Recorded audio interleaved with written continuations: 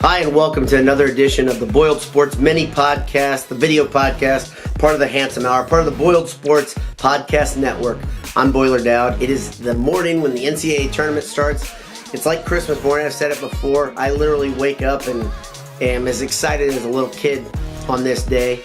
Haven't been sleeping too much the last few days because I've been staying up to the end. Actually, I missed the end of the game last night, which I'm told was pretty good. A couple years ago, as Purdue fans, we remember not being in the tournament, obviously. Pretty lousy, but it kind of changes your perspective. You don't take it as seriously. It doesn't bother you as much when they lose. You can just go in as a neutral observer, I guess. Maybe the worst thing is losing very early, losing prematurely like Purdue did last year. And you could argue the year before since they had a lead versus Cincinnati. What do we feel like? I gotta tell you, I'm pretty anxious. I want Purdue to silence critics. I want Painter to silence critics. I want him to make people like me believe again that his teams can win the tournament. It wasn't long ago, it's not ancient history, that Purdue played to seed regularly. Under Painter, 4 or 5 tournament appearances in a row, they played to their seed, and I think that's kind of what the minimum goal should be for a team. Go and beat the teams you're supposed to, right? Beat the teams that you are capable of beating, and then good things can happen after that. Maybe you can get lucky, maybe you can get some good timing, maybe you can get an upset that puts you in a position to go win a championship. But right now, Purdue faces Vermont, which is a very good matchup for our Boilermakers. That's a smaller team. Their best scorer is a freshman. He's 6'6".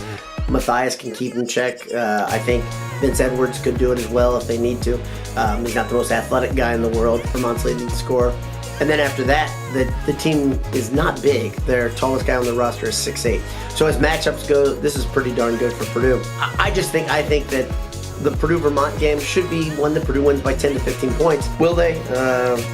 Let's just hope they're up by 40 with about 2 minutes left, right? Based on what we've seen the last few years. They should win this game. The second game will probably be Iowa State. It's Iowa State or Nevada. Iowa State, if you do a little research, has 6 seniors that play, 5 or 6 seniors, that play in their 8-man rotation. And really their rotation is probably about 7 when you get realistic, because they have a lot of guys that play 30 minutes a game. They've been together a long time. They're a solid core. They're really smart, and they've got a couple players that can really fill it up. But they're an even scoring team. They kind of look like some Purdue teams of the past, where they have 3 or 4 guys that score in the low teens to mid-teens. They're going to be good. I don't want to look ahead. I'm not the coach, so it really doesn't matter. I'm not Matt Painter.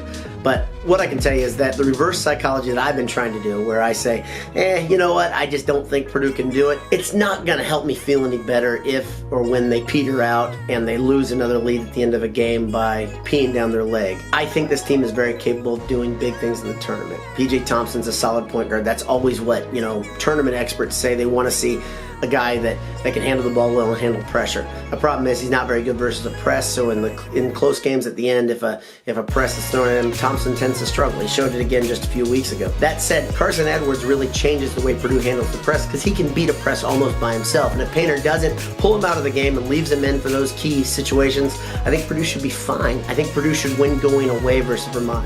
I think they should beat Iowa State, and I think they should get to the second weekend of the tournament. Now, did I pick them to get to the second weekend of the tournament?